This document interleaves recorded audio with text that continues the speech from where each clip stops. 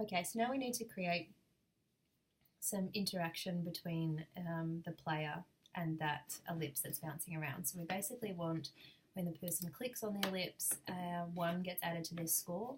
If they miss the ellipse, they lose a life. Once the life gets down to 3, it goes to the game over page, which we still need to create also. So we'll start by bringing in our score and our lives so that we can see that happening, and then we'll add to our game over page. So in order to add these, we're going to need a couple of variables. So if we go right up to the top of our script again to where our variables are, we're going to add a variable for,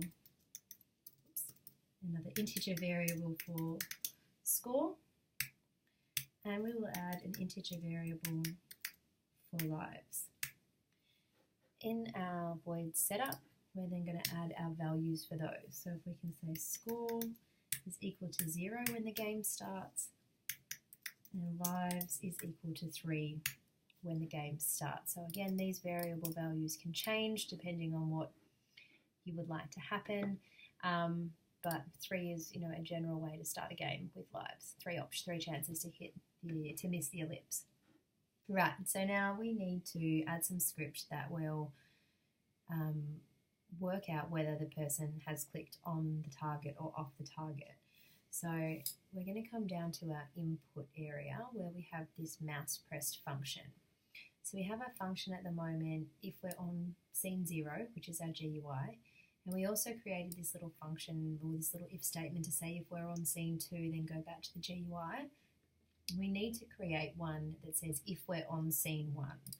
So in between these two, I'm going to make a bit of space and go if scene is equal to 1. And inside this if statement, we're going to put some script that detects whether or not the user has clicked on the ellipse or not. So we're going to create a float variable, and we're just going to call it d for distance. I'm going to work out the distance between the center of the ellipse, which we know is x and y, and where the mouse is on the x-axis and where the mouse is on the y-axis. So this will now hold a distance. So we know that from the center of the circle to the edge is 50 because our ellipse is 100 wide and 100 high. So we know that if distance d is less than 50, then we've actually clicked on our ellipse because it means our mouse is inside that circle. If it's more than 50, then we're outside the circle. So we can create an easy if statement here that just says if d is less than 50, the score is going to be whatever it is plus 1. Again, just make a bit of space here for readability. Oops, and we should have an open curly bracket there and a closed curly bracket there. Okay, so if d is less than 50, add 1 to the score. We also want to say if it's anything other than that. So if the distance is more than 50, then minus 1 from the lives. So we can just say else lives equals lives minus 1. We can close that. Now brackets are always really important in any object-oriented coding, so we need to double check that we've got our if statement opening and closing in the right place. We have another if statement opening and closing, and we have an else statement opening and closing. Once we're sure that those are in the right place, we can come over and run our game. Now we should find that if I'm clicking within the ellipse, nothing happens.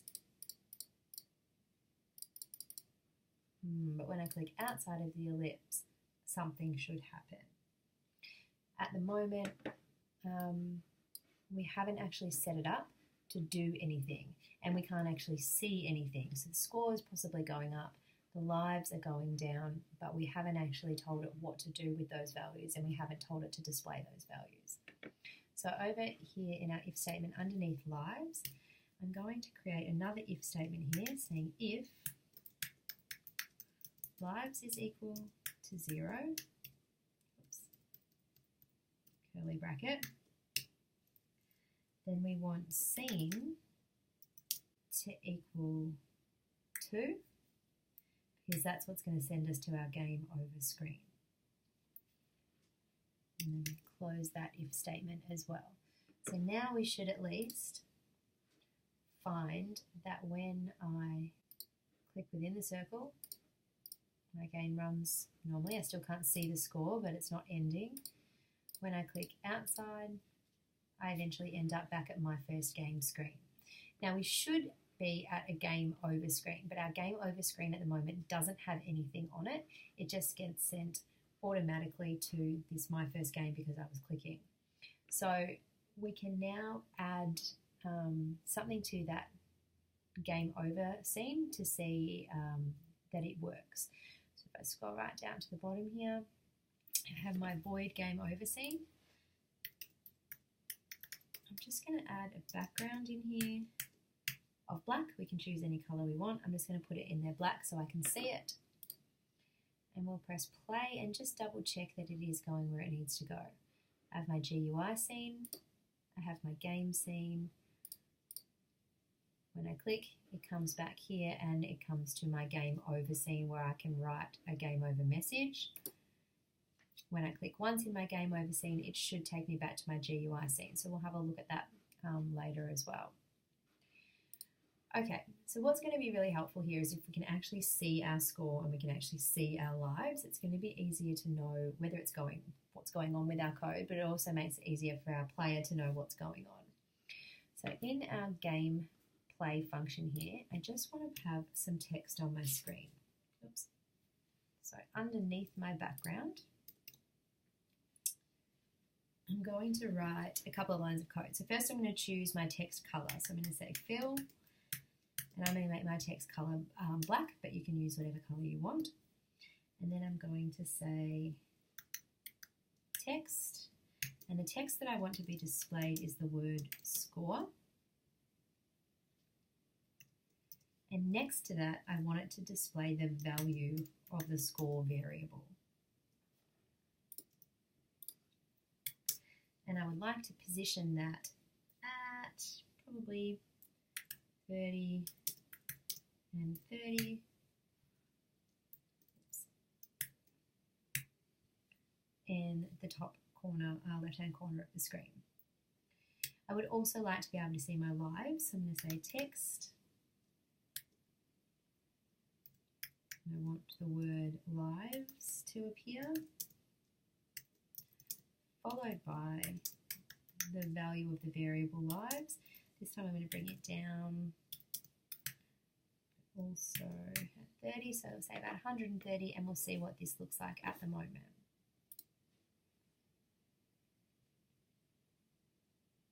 So I have my first game.